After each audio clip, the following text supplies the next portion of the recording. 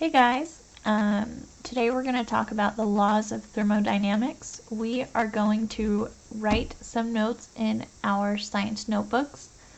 Last time we wrote in our notebooks, we were on the electromagnetic spectrum. I'm going to go to the very next page here.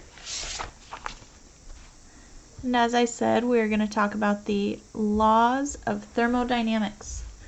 So right at the tippy top of my page, I'm going to write laws of thermodynamics.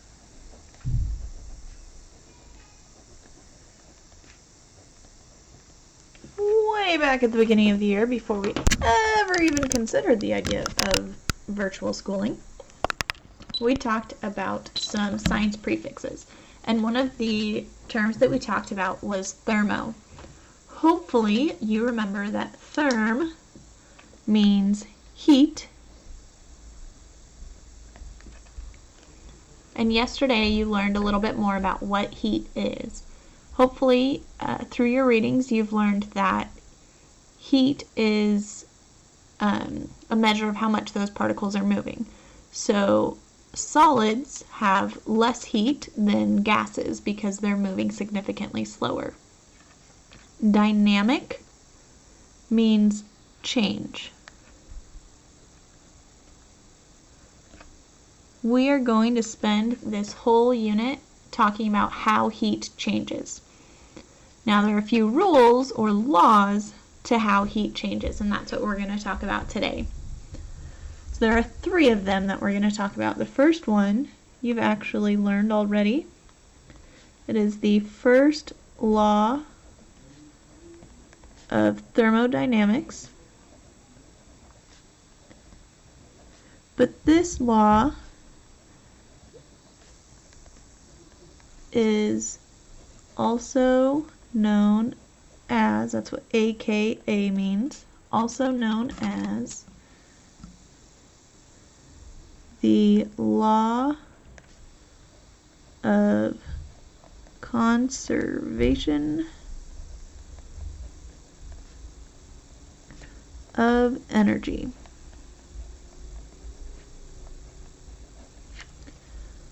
And that law of conservation of energy tells us that energy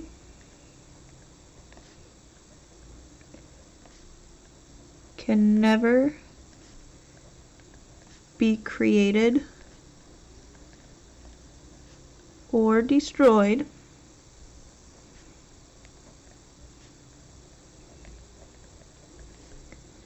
it can only change forms.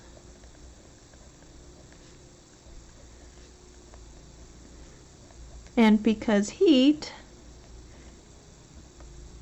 is one of our forms of energy, heat experiences that same restriction. Heat cannot be created or destroyed. We only increase or decrease our heat by changing it into other forms, such as mechanical energy, chemical energy.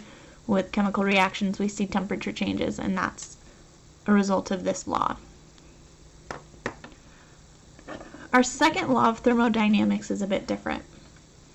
This one kind of contradicts most of what you know about heat so far. The second law of thermodynamics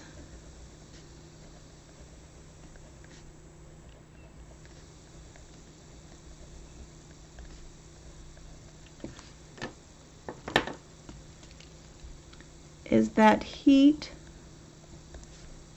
always flows from warm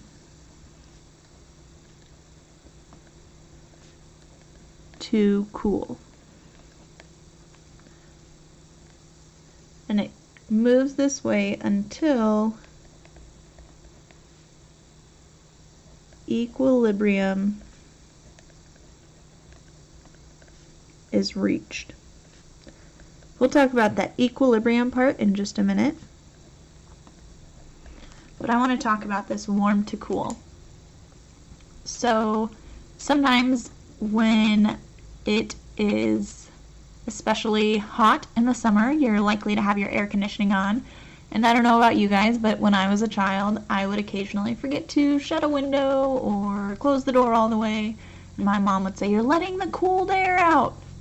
Well, actually we're letting the heat in.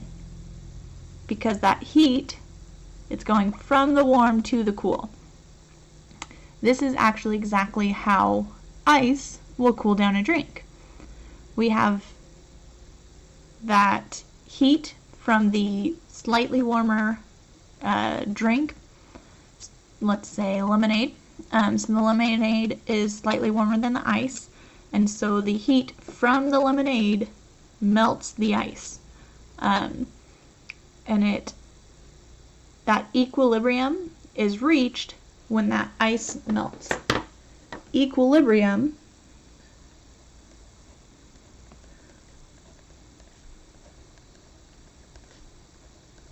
in general, equilibrium means like a balance.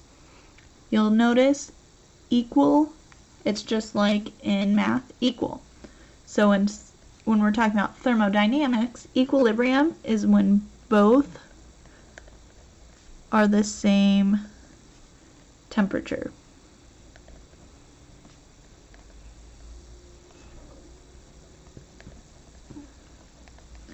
They are equal.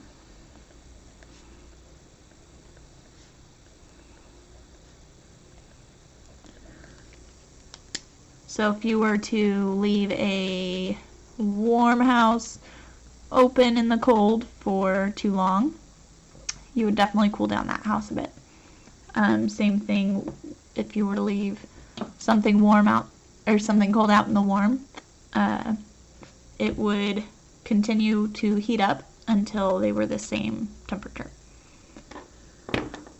But it's always flowing from the hot to the cold, from warmer to colder. So in the cold, when you go outside and you feel cold right away, that's because the heat from your body is leaving to warm up the air around you. In the summer, when it's hot outside, you feel that heat because the hot air is trying to warm up you. So it's going from the warm to the cool.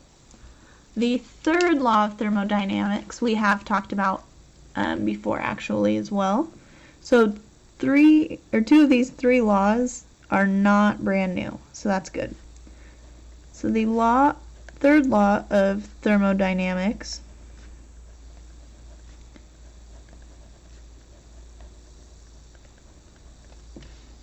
states that, and this is essentially what I asked you for your question yesterday on your discussion post. Matter will always have heat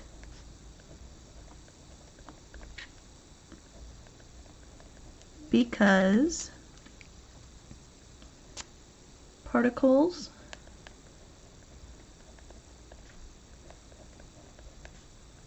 will never stop moving.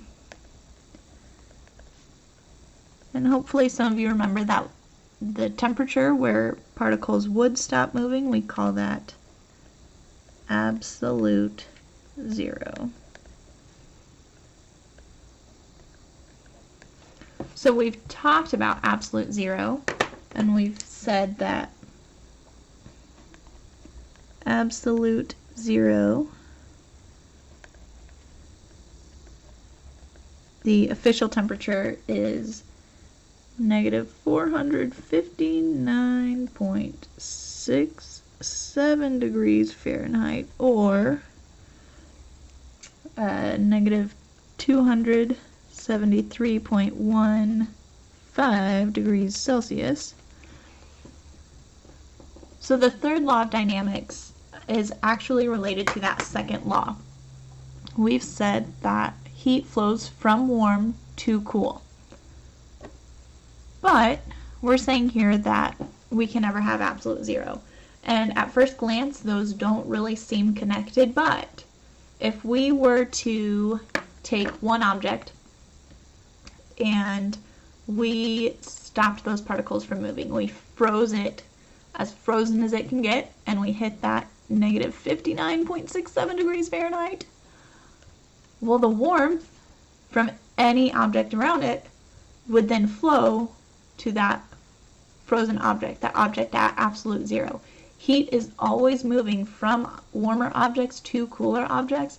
The only way that we could have absolute zero is if we had the entire universe at absolute zero, which would be a very, very bad thing. So we're not going to try to get to absolute zero for the whole universe. But labs have gotten scarily close, but the walls they have heat, they have matter, because they have particles that are moving, and so that heat always transfers to the coldest object, and so it'll just continue to warm up because there's always heat, and so we will never reach absolute zero.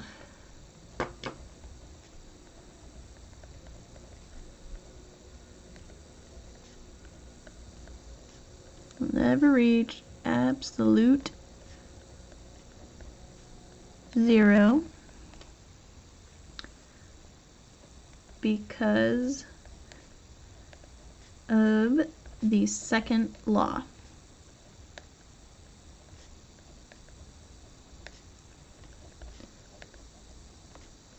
So we are always going to have that heat moving.